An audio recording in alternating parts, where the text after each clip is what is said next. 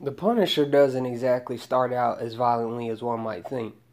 To be honest, the show suffers from a slow start, but for Netflix's seventh Marvel project, that's okay.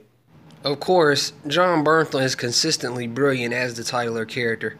He was certainly a highlight in season 2 of Daredevil, and The Punisher finally shows us what it's like being Frank Castle.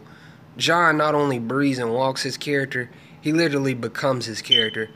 Here we have a man who is constantly haunted by his family's horrific murder, and John plays the role well, perhaps only being bested by Vincent D'Onofrio's Wilson Fisk.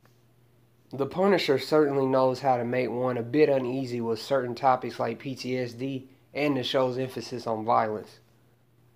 As if Frank didn't have enough problems as it is, he soon meets an individual named Micro, an individual who resembles the brother of Shaggy from Scooby-Doo, and they form an unlikely alliance. Seeing them work together can be both rewarding and frustrating, not because David Lieberman, aka Micro, is particularly unlikable, but because sometimes the storyline with Micro, Frank, and Micro's wife is somewhat predictable. Eventually, though, it's the scenes solely focused on Micro and Frank that work best. However, the Punisher's better supporting cast are arguably Ben Barnes as Billy Russo and Daniel Webber as Lewis. First off, holy shit, Daniel Webber was really good in his role because he not only comes across believably as an individual with PTSD, but he is just a problem for Frank as is Homeland Security. Speaking of, Ben Barnes is also really good in his role as Billy Russo. Unlike his good guy role in the Narnia films, Billy is this guy who is effectively deceptive as he is villainous. I was honestly reminded of Obadiah Stane from the first Iron Man movie. Now, hold on guys and girls, I don't mean, oh, but Josh Samuels said Billy was as good as Obadiah Stane. I actually mean more in terms of demeanor, because at first, you're unsure of the guy's motives. His good looks are a distraction for chicks, and once you finally see his sinister side, it's not quite in the way one might expect. There are other supporting characters like this FBI agent named Madani, who Billy is banging in five-star hotels on the regular, and there's also Curtis Hoyle, a friend of Frank and sort of therapist for ex-military individuals.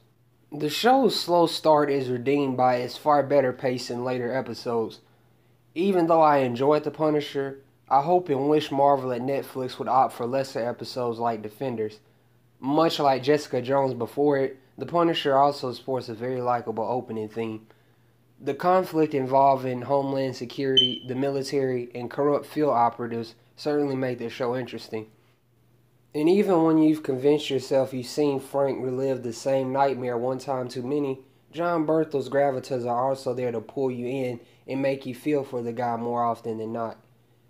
Frank's tragedy plays a key part of the show as expected, which inevitably ties Frank directly to Lieberman's wife and kids. There is a particularly unexpected moment involving the brother and sister that is left unresolved, just like the question of plausibility that certainly comes into play in the show's final episodes.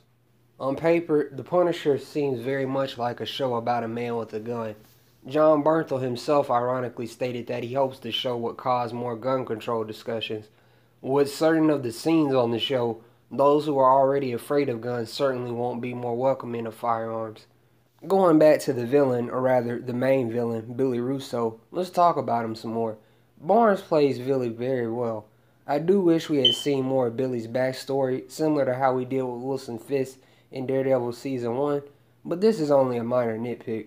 I was glad the show didn't make it immediately known Billy was the bad guy all along, because it does make the reveal all the more surprising. And my oh my, the final confrontation is violent in ways I'm not even sure Cletus Cassidy thought possible. Damn!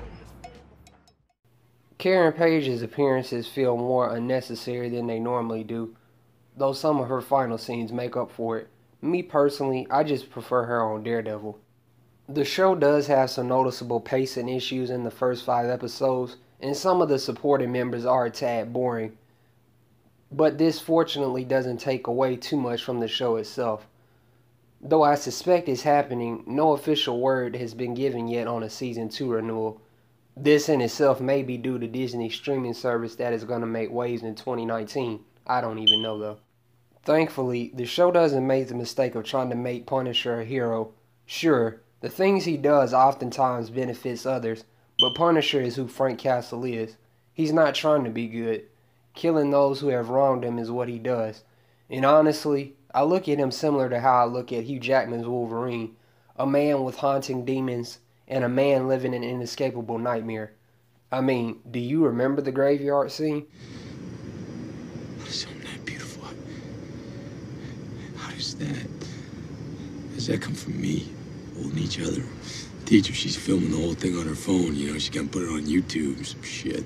She can't hold the thing steady because, you know, she's bawling so hard, and kids are all wailing. You know, they're screaming at me. Shit, I'm the worst of all. I'm a rubber-faced clown. You know, cried so hard.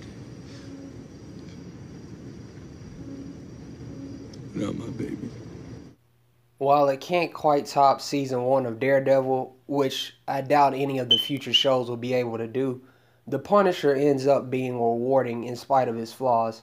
And for now, that's more than enough.